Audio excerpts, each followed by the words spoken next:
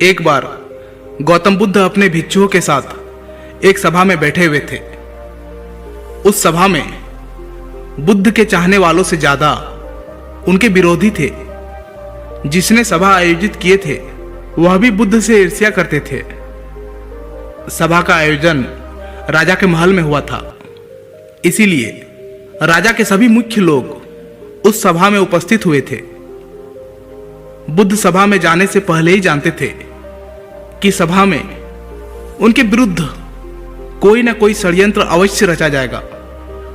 सभा में जाने से पहले उनका शिष्य आनंद बुद्ध को सभा में जाने से मना करता था कि आपको सभा में नहीं जाना चाहिए, वहां के लोग आपके साथ दुर्व्यवहार करेंगे, ना जाने वहां आपके विरुद्ध कोई षड्यंत्र रच रखा होगा। लेकिन गौतम बुद्ध अपने करुणा की वजह से अपने आप को उस सभा में जाने से नहीं रोक पाए। सभा की शुरुआत होते ही बुद्ध के साथ कुछ तीखे प्रश्नों से बुद्ध से ईर्ष्या करने वाले लोगों का यही प्रयास होता कि बुद्ध से कुछ ऐसा प्रश्न पूछा जाए जिसका उत्तर गौतम बुद्ध ना दे पाए। परंतु बुद्ध सभी प्रश्नों का उत्तर बड़ी आसानी से दे देते थे। सभा में बैठे सभी लोग अपने अपने प्रश्न बुद्ध से पूछ ही लेते हैं और उन्हें प्रश्नों का उत्तर भी मिल जाता है। तभी अचानक वहां एक स्त्री आती है और बुद्ध से कहती है कि आप तो ध्यान की बातें करते हैं, ज्ञान की बातें करते हैं, सत्य की बातें करते हैं, आप लोगों को सत्य की राह में चलने की दिशा निर्देश देते हैं।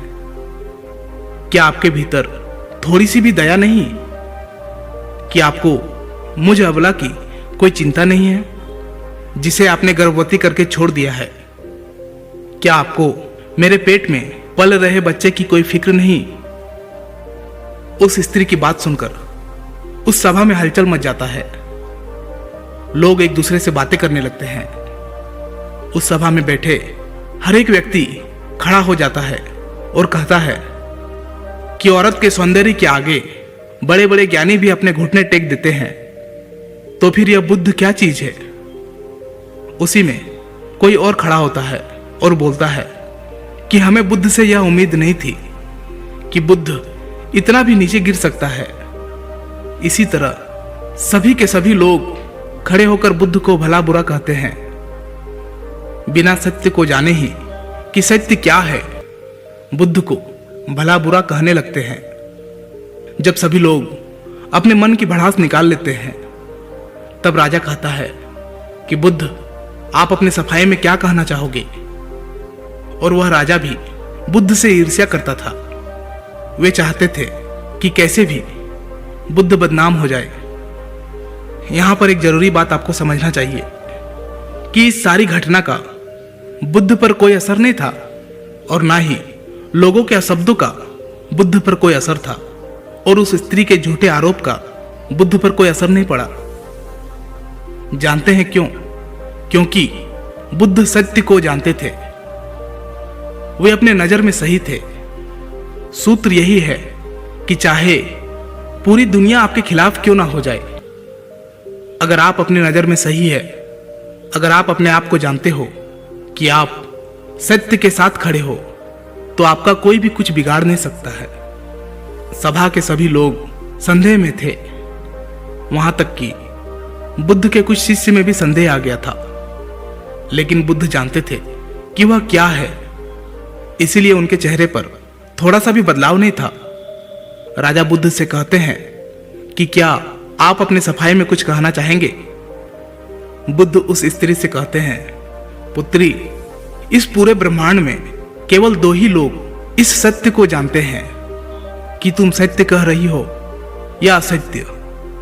इससे पहले कि बुद्ध कुछ कहते, वह स्त्री बुद्ध से अपनी नजरें चुराने लगी। असत्य को सहारा लेने का कारण है कि अपने भीतर डर का बीज बो रहे हो। अब यह बीज जैसे जैसे वृक्ष बनेगा वैसे वैसे आपकी समस्या बढ़ती जाएगी। सभा का एक व्यक्ति उस स्त्री से कहता है, तुमने बहुत बड़ी बात कही है। अगर यह गलत साबित होता है तो तुम जानती हो ना कि तुम्हें क्या सजा दिया जाएगा। उस व्यक्ति की बात सुनकर उस स्त्री के हाथ पैर कांपने लगते हैं और वह तेजी से वहां से दौड़ने लगती है।